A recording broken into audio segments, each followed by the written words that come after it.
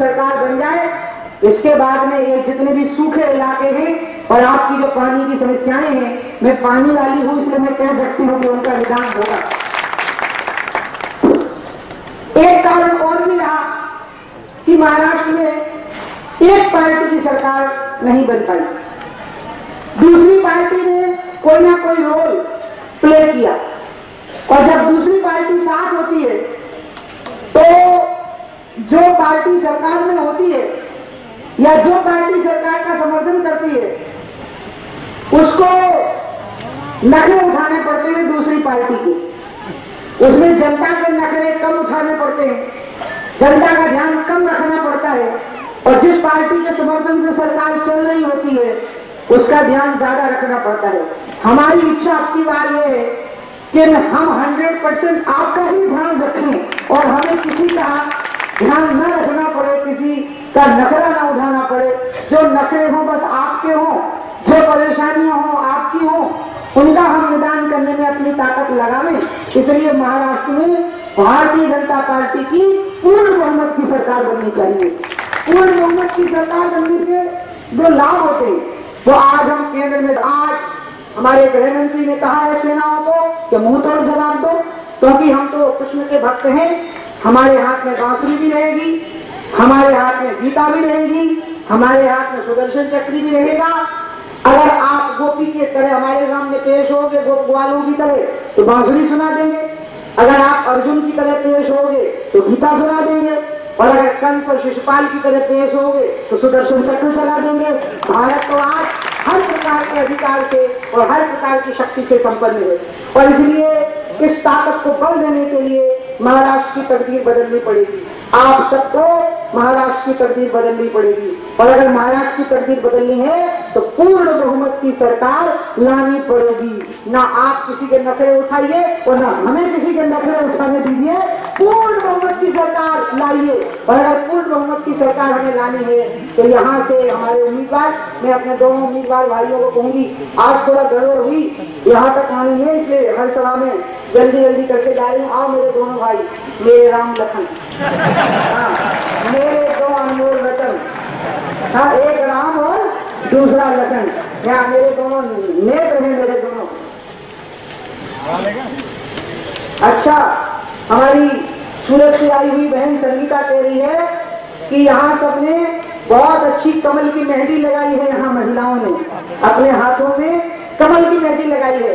अब भाई लोग कह रहे होंगे कि हम क्या करें, क्योंकि अच्छा भाइयों ने लगा ली, वाह बहुत अच्छा, हाथ में भी कमल और दिल में भी कमल। मुझे यहाँ से भारतीय जनता पार्टी की जीत चाहिए।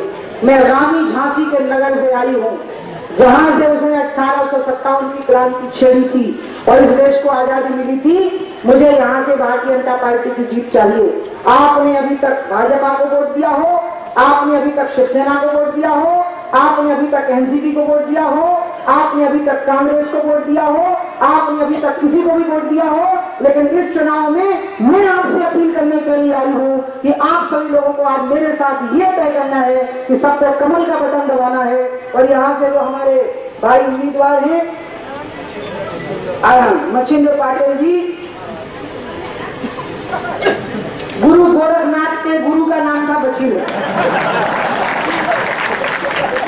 आपको पता होगा। हाँ, गुरु गोरखनाथ के गुरु थे मच्छिंद्र नाथ, बहुत बड़े महान तपस्वी थे। और जाग मच्छिंद्र गोरख आया, एक गीत है, जाग मच्छिंद्र गोरख आया, और असली आप भी कहिएगा, जाग मच्छिंद्र हमने कमल का बटन दबाया, ये कहिए। और कमल का बटन दबाकर भारी मतों से, अगर आप कहें तो इनके सिर पे हाथ रख दूं, विजय का आशीर्वाद दे दूं, उठाइए लेना, बोलिए भारत माता की। और हमारे भाई अनिल जी, अभी बहुत अच्छा उद्बोधन अनिल का हो रहा था, हमारे अमर जेल से उम्मीदवार हैं अनिल जी, लेकिन ये भी बहुत वोटों से जीतेंगे। और हमारे सांसद जी बहुत सतर्क सांसद, आपका पानी की समस्या को लेकर के मुझे हमेशा मिलते रहे हैं। मैं आपको कहते जा रही हूँ, मैंने कहा ना पहले फायर ब्रांड थी, अब वाटर ब्रांड हो गई हूँ, पानी वाली बाई हो गई हूँ। न पीने के पानी की कसर रहेगी, ना खेत की सिंचाई के लिए पानी की कसर रहेगी। और गंगा को 3 साल में अविरल और निर्मल करके दिखाएंगे।